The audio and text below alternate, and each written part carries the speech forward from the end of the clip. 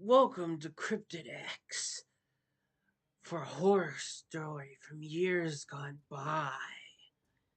In 18th century France, during a 3-year period, almost 300 people were killed and eaten by a creature with an unholy appetite for human flesh.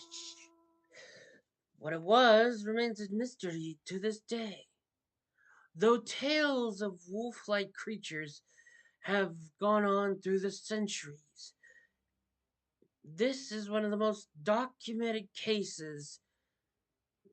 Join us as we tell the story of the Beast of Gevedon, an event that happened between 1764 to 1767 in the Gevedon province of France. But before we get into our story today, please be sure to like, comment, and subscribe to the channel. And if you're new and you like this video, please leave a comment and please hit like.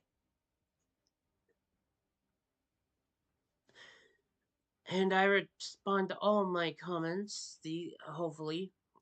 If I don't, sorry. And to clear something up, I don't do mushrooms. Okay, I do digital mushrooms.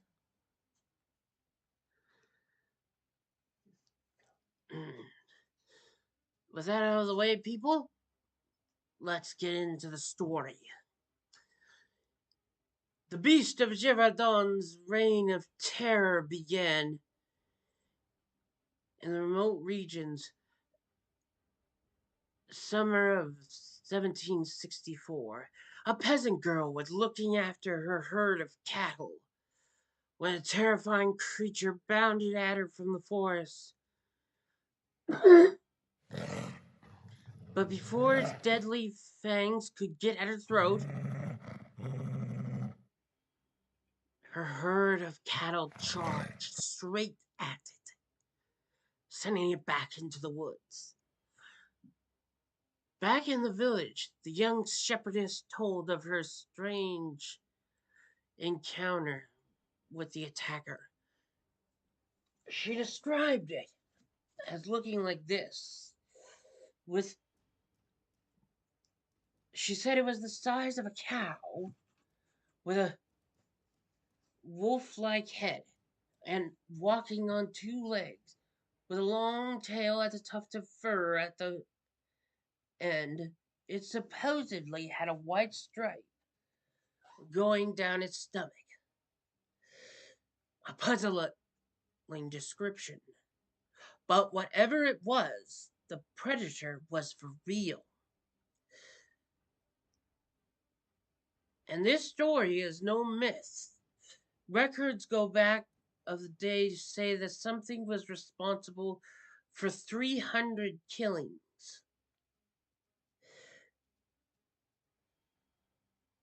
This would begin the attacks of the beast.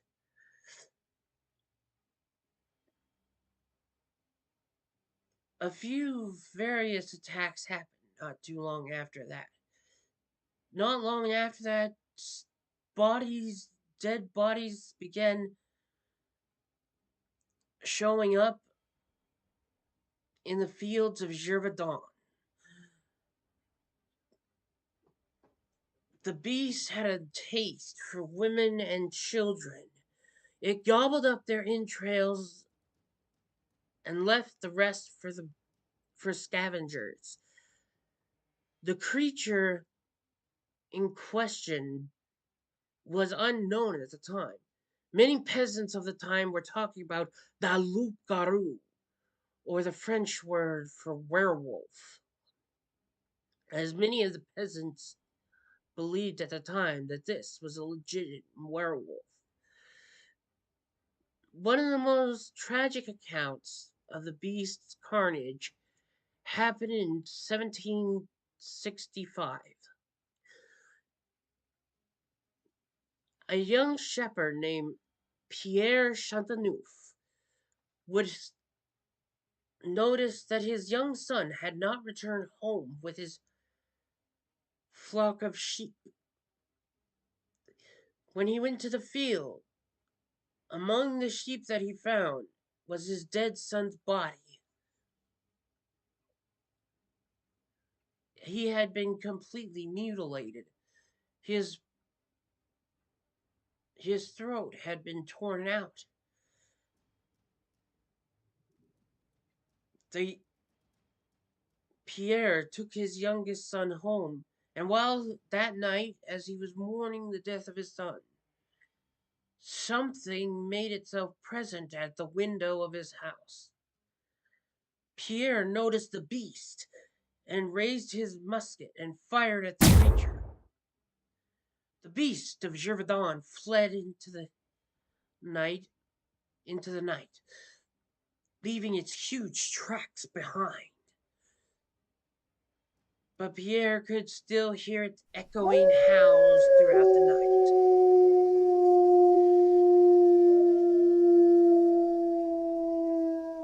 Not long after that, a petition would reach King Louis XV, which you have to understand, this was a very hard time in French history. Much of the country was starving. The, the peasants loathed King Henry XV and were looting the treasure troves. But not long after that attack, King Louis, fearing for his throne, had gotten a lease to from the peasants and ordered a militia group to go out and hunt the beast of Gevedon. The beast of Gevedon would, but the beast remained elusive to this at this time, and during the militia groups, a young his royal highness's royal gun bearer, Francois Antoine, had shot a giant wolf and proclaimed it the killer. There was much celebration throughout that day. However, the victory was short-lived.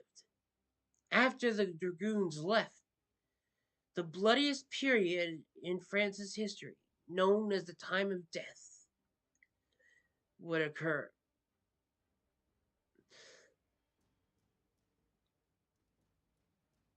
After that, the beast seemed to be attacking almost daily. A young boy named Pierre was. Some children were playing hide and seek when one of the children was attacked by the beast that jumped on him.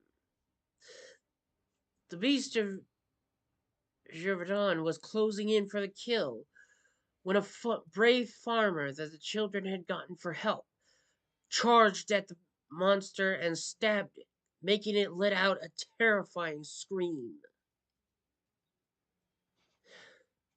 The peasants chased the beast of Gevedon away.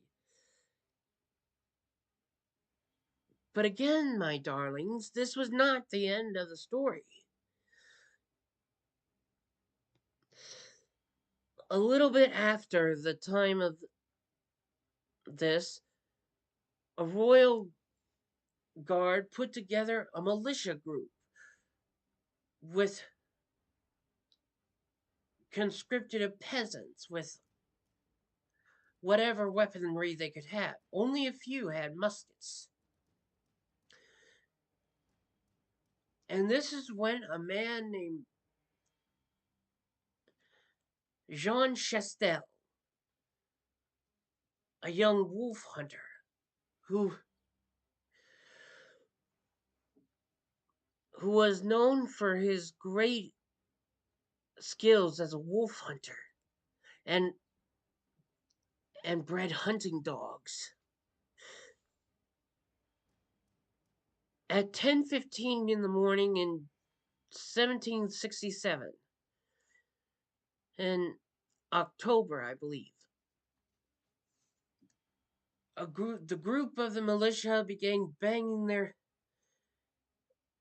in their pots, spooking the beast into a nearby clearing. In the clearing, Jean Chastel wait with his gun and a silver bullet that had been melted from a silver chalice that had been blessed by a priest, along with his prayer book. The beast, on its hind legs, advanced out of the woods. Chastel took up his rifle and fired a successful shot into the creature's heart. The beast of Gevedon lay dead. Later, the peasants opened up the creature's stomach and confirmed that this creature was indeed the beast of Gevedon.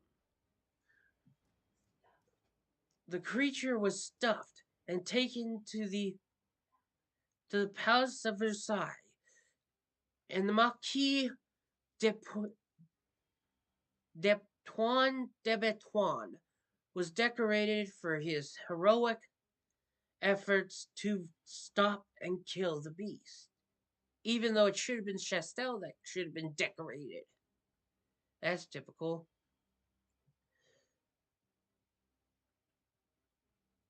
While many people, my darlings, still the mystery of the beast of Gévaudan is still a mystery. What it was is unknown. Many people believed it was an escaped hyena that had escaped from the royal zoo and could exactly do the kind of carnage that the beast did. Though many of the though these creatures can't walk on two legs, the real culprit could have been a legendary dogman from European folklore, though the peasants called it a loup-garou. While the creature's body was stuffed, but peasants at the time believed that it was a legitimate werewolf, and thus confers the story within this video. I hope you all enjoyed this story, and I hope you all have a good day, and please, if you enjoy the video, please like, comment, and subscribe to the channel, because remember, Peaches the baby Wampus Cat needs her catnip. And with that all the way, people, thank you for tuning in today. Please subscribe to the channel.